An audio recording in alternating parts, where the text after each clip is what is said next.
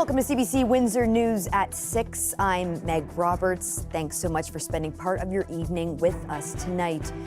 Residents are expressing concern about the location of the new homelessness hub. Some say the services should be left downtown. Plus, a roundabout construction starts on County Road 42 and 43. Businesses in the area are bracing for financial hit. And an unlikely character was scared off city property today. We caught the moment on camera. Some West End residents are voicing opposition to the location of the homelessness housing hub. Still years away, the project is slated to go at 700 Wellington Avenue. The CBC's Dale Molnar has more from a community meeting last night outside 80 Knox Community Centre. Even downtown, they've already established. I know what you're saying, but City Council's decision in April to build a permanent homelessness housing hub on the West End isn't sitting well with some in the neighborhood. The site is 2.8 hectares at 700 Wellington Avenue, just south of Wyandotte Street West. The goal is to eventually build 64 one-bedroom supporting housing units and have spaces for programming, services, and supports. Last night, many were concerned what the hub will bring to their neighborhoods. They say they don't want to see crime increase and have concerns for their safety. We don't need the headaches. City should keep it downtown at that aquatic center where it belongs. Others say it should be downtown, closer to where the mental health facilities are. The land at 700 Wellington Avenue would have to be expropriated, which they are also against. How is it that they're going to spend millions of dollars to expropriate that land when over on Lewis Avenue they have 2 full blocks, a block and a half with a building and greenland that the city already owns? Fabio Costante was one of the city councilors who voted against this location. He doesn't represent the ward where the hub is going, but attended last night to hear from residents who do. The hub should be more centrally located where there's more services that provide service to individuals experiencing homelessness, mental health, and addiction. Going through an expropriation process, as we know, is time-consuming and very expensive, and the levels at which the site is even contaminated, we don't know, and so that adds another layered risk. But Ward 3 Councillor Ronaldo Agostino, who does represent the ward, says 700 Wellington is an ideal location. What I understand, the council decision was made a long time ago to keep it within 2 kilometers of all the services. From what I understand, the site that was selected adhered to those rules. And I think it's my job as their councillor to ensure that everything is done right to protect their interests when this place is being built. The residents here have signed their names on a petition to prevent the homelessness hub from being located at Wellington Avenue. Councillor Fabio Costante says he's going to bring the petition to City Council. Dale Molnar, CBC News, Windsor. A Canada-wide warrant has been issued for an offender with ties to southwestern Ontario. Police are on the lookout for 37-year-old Sean Robertson. They say he breached a statutory court release. The OPP say the man is serving a 5-year sentence for 12 offenses, including armed robbery, possession of a weapon, flight from police, dangerous driving, and theft. Officials say he's known to frequent different areas in southwestern Ontario, including Essex County. Starting next week, construction will begin on a roundabout at County Road 42 and 43, but road closures in the area have some local businesses worried about how they'll get by. CBC's Jennifer LaGrassa reports. It's going to be hurting people. Manjinder Kuner, owner of Kuner Auto Sales on County Road 42, knows the upcoming construction in the area will be bad for his business. It's a main artery, and there's no way of, like, if you're cutting this part off, then you're taking E0 or you're going behind on 401, so you're just being bypassed. Starting Monday, construction will begin on a roundabout at the intersection of County Road 42 and County Road 43. That means for the next 3 months, County Road 42 will be closed in both directions from Lausanne to Banwell Road. Along with the roundabout, the construction will include improvements to Tecumseh Concession Road 11, installing new storm sewers and water mains, and adding multi-use trails. All local businesses and homes will be accessible in the area during construction. But the owner of Whistling Kettle Restaurant, which is located just past Banwell Road, says she knows business will drop off. I understand infrastructure's got to go and things are going to be improved. But, I mean, for small businesses that got to pay for it in the long run, It's sad. But the County of Essex says construction is necessary for the region for it to get ahead of population and job growth in the area and manage increased traffic flow. We've got the new battery plant, we have the new hospital coming, and with that, there will be lots of industries that surround it and support those two facilities. And we need to be ahead of the game. No pain, no gain. We have to do this. But businesses say they should be compensated for the disruption. That's not something that we're allowed to do. It's considered bonusing. The best we can do is put up signs and say, open for business. Cunard doesn't think that's good enough, especially since he's selling cars. He expects to not only lose customers, but also have to hire someone to regularly clean his cars to keep the dust off. They should do something in order to protect these businesses. This is phase 2 of the project, which has 5 phases total. The project is expected to cost between $90 and $100 million. Jennifer LaGrassa, CBC News, Windsor. Carousel of the Nations kicks off tonight, and among the 30 cultural villages this year, 7 of them are new, making it the largest year on record. Our video producer Mike Evans visited 2 of the new villages to see what they have planned. Originally, I'm from Nieuwekerk aan den IJssel, which is back home in the Netherlands. When I arrived, you guys were putting up a windmill. Is that something that's quintessentially Dutch? You could definitely say so, yeah. There's a whole bunch of original windmills left in the Netherlands. One of the things that was interesting to me about this is the first time that a Dutch carousel has been done in the Carousel of Nations. How does it feel for you to kind of be the catalyst behind all that? It feels really good, and we're very thankful of Carousel of letting us be a part of this grand event. Talk about some of the cuisine that the Dutch are known for, or something that you guys will be offering up here at the Grove. Well, anything you can put in between 2 slices of bread and mixed with potatoes is quintessentially Dutch. We have such a diverse community here in our church, and we do our festival every year in July. And we figured, you know what, why not we partner up with the Carousel of Nations, showcase the Middle Eastern traditions, the food, the culture, the music, all that together. We're hoping it's going to be probably in excess of 500, if not more. We've been hearing a lot of buzz. People are going to be coming in. We do have live music. We do have a full beverage, full bar also available, and the food. People are, once they know that the food is going to be here for the Middle Eastern food, they're going to be coming in droves. We went overboard. We wanted to impress everybody. So we have our traditional chicken sandwiches, beef sandwiches. People that are vegetarian, we have the hummus, we have the fattoush salad. One of our specialties is called a sage. It's basically like a flatbread that we cook on a griddle, and spices, and we have some with cheese, and we always recommend don't buy 1, buy 2. Father's Day is this Sunday, a day to give thanks to all the dads, especially for all the guidance they've shown us over the years. We hit the streets to find out what dad advice has stuck most with Windsorites. I would say that no matter what obstacles come in your way, you can face anything. He raised me to have good manners, so that's kind of followed through my whole life. Be kind. That's very good. That's it. My dad said if you ever see me drink a Canadian, he would disown me. So I'd stick with that. And did you ever drink a Canadian? I have not. Keep a steady job, because he didn't like to, but it was just to keep a steady job and to always take care of yourself first. If you don't like your job, get out of it. If you do like your job, you're not working. Oh, it was probably something like don't stick your finger in an electrical socket. Practical dad advice, actually. The running joke that we have in our family is if it's not illegal if you don't get caught, and that's from my grandfather. And a gift now for all the fathers, some new jokes to add to your database. 2 comedians are hosting a dad jokes comedy event tomorrow night at Craft Heads in downtown Windsor. CJ Irwin and Tim Rayburn join Windsor morning host Amy Dodge today for a bit of a preview. CJ, what makes a joke a dad joke? Okay. Well, what makes a joke a dad joke is when it becomes apparent.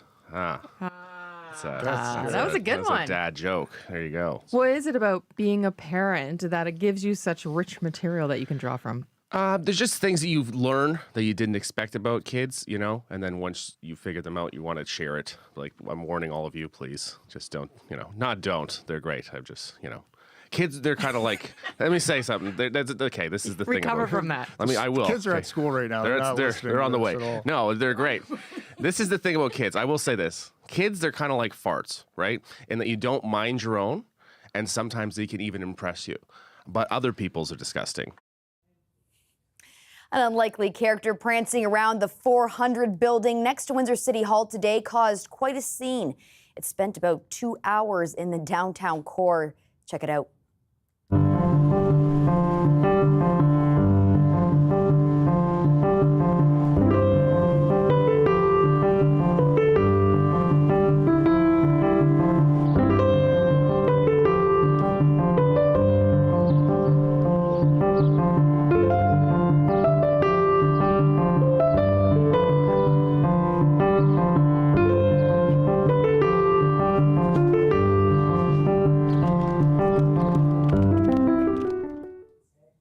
The Humane Society says they don't expect to see the deer again. They say it will likely hunker down somewhere and find its way home tonight. Well, June is such a beautiful time of the year. The weather's nice and warm, everything's in bloom, and fun summer events are starting up. But there's one thing that can really mess with June's good vibes. No, that's not a storm moving in. It's a group of fish flies being picked up on radar, which have started to descend on Windsor, Essex. The radar is being monitored by a local group. We start to know when the temperatures are about 20 degrees Celsius, 68 Fahrenheit for us that are so close to the States.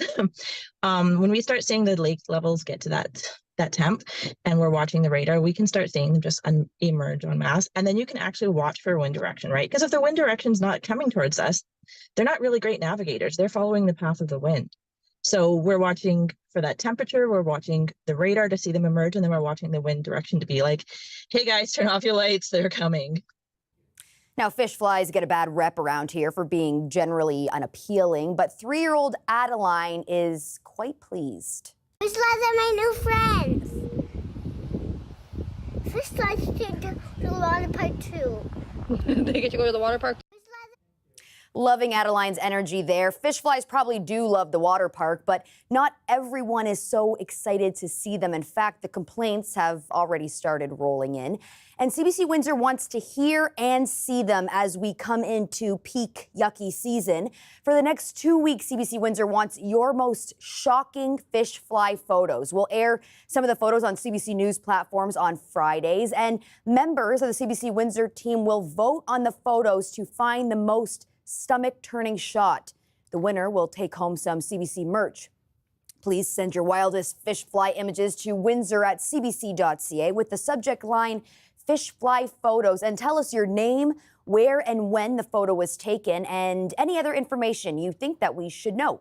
The deadline for submissions is June 28th. What do you think of our fish fly competition, Colette? The grosser, the better.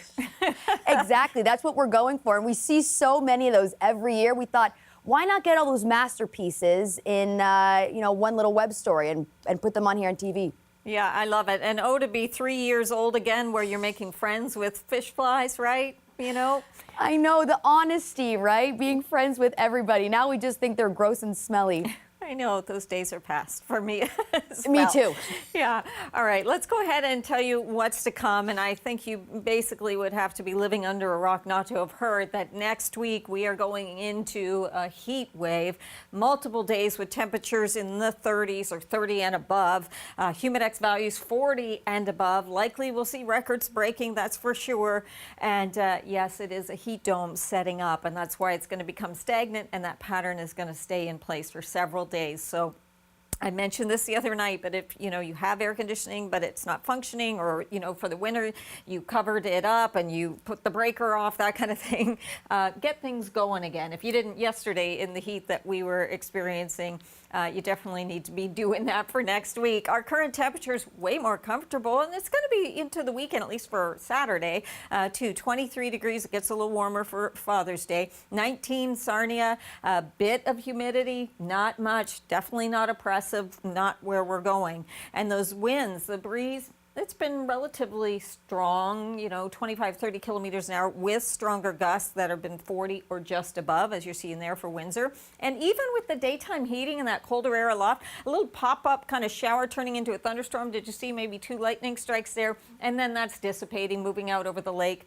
and pushing away. So then we'll have quieter and dry conditions through the overnight. In fact, see any of these clouds or any pop-ups that we get in the evening really will be clearing. And as we go into that clearing trend, that sets us up so nicely for Saturday, where we will be into all kinds of sunshine, especially early. Now into the afternoon, again with some daytime heating, a little bit of cooler air aloft, we get some cloud that begins to develop. There is a system that's going to come in kind of right into the north of us. That's going to be Sunday evening and overnight, and it keeps those showers, or at least I'm keeping them north of us in my forecast. So that's why I've got us dry into the weekend. Overnight tonight, as we get into that clearing, we're looking at lows 10 degrees Sarnia and London, 12 for Leamington and Windsor, and in between there, 11 for Chatham-Kent, 26 tomorrow there, 25 for London, Sarnia, and we'll take the 26 Leamington, Windsor.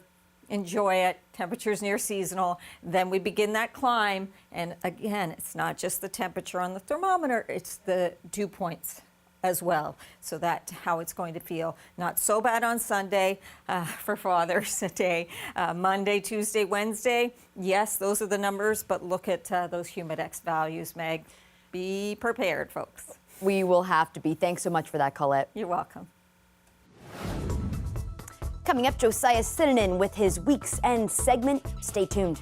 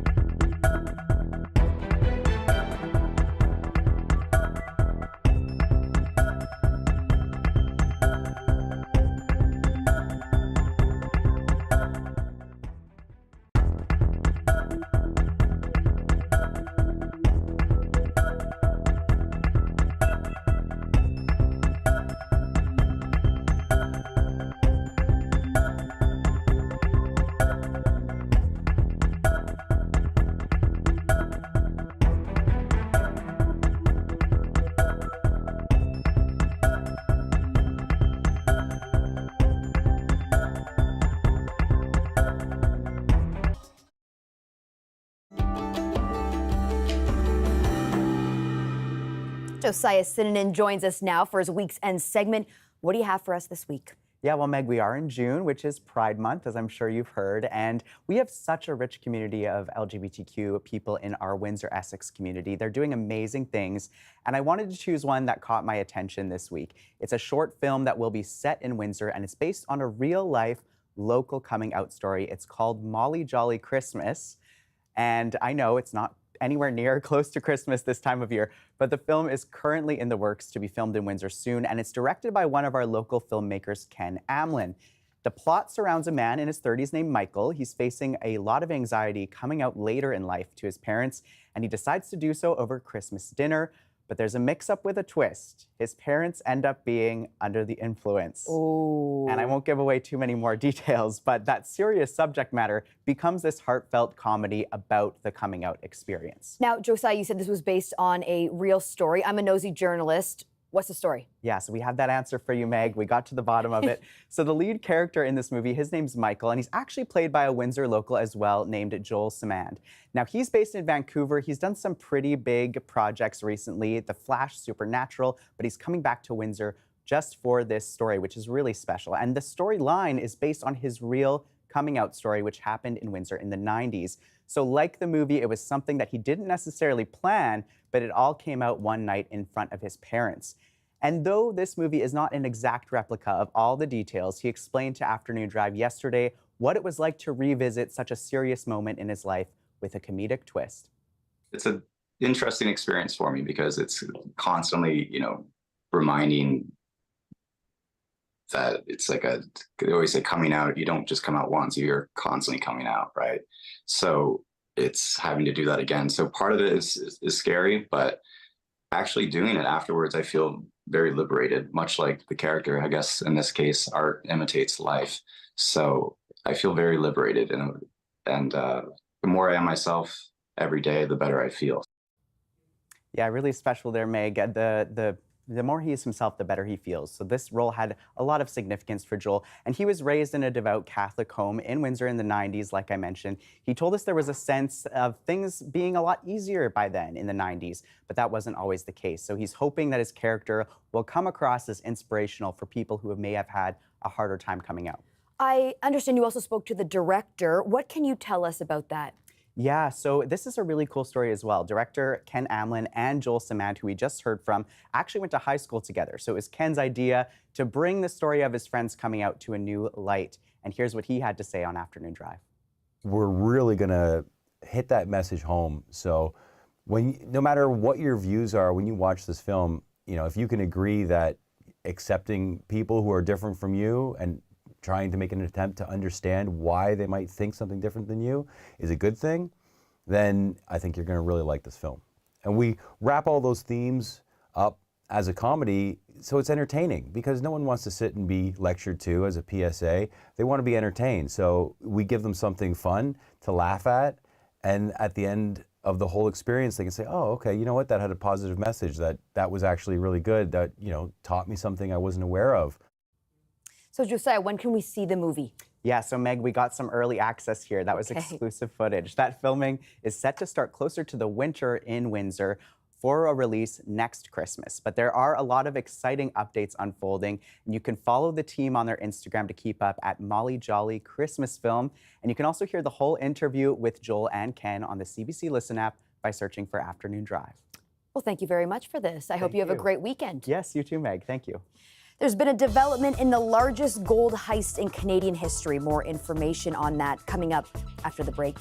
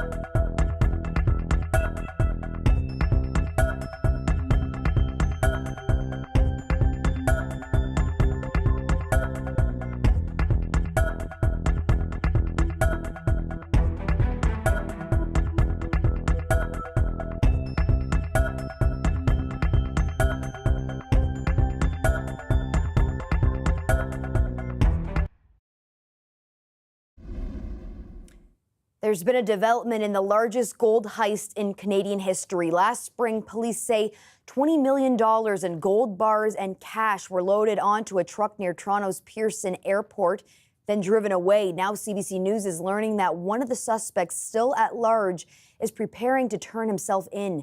Katie Nicholson has the latest. It was the largest gold heist in Canadian history. More than $20 million in gold and foreign currency in this 5-ton truck, stolen from a cargo facility. One of the first people investigators met was an Air Canada manager who gave them a tour. Simranpreet Panesar later became a suspect. He resigned in the summer of last year, and then we have not been able to locate him since. We have an idea, and I can't speak to where we believe he is right now.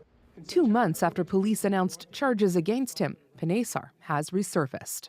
In a statement, Panesar's lawyer Greg LaFontaine says his client is voluntarily returning to Canada in the coming weeks and is anxious to have an opportunity to demonstrate his absolute innocence. He says right now, Panesar is tidying up his affairs abroad, but wouldn't say where. But on Wednesday, Panesar messaged CBC News via a WhatsApp business account connected to an Indian mobile number. Before he disappeared, Panesar and his wife Preeti made music videos in Canada, like this one,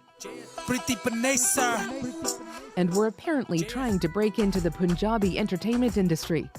Days before the gold heist charges were announced in April, Preeti, who is not a gold heist suspect, posted pictures from a photo shoot in a city in northern Punjab.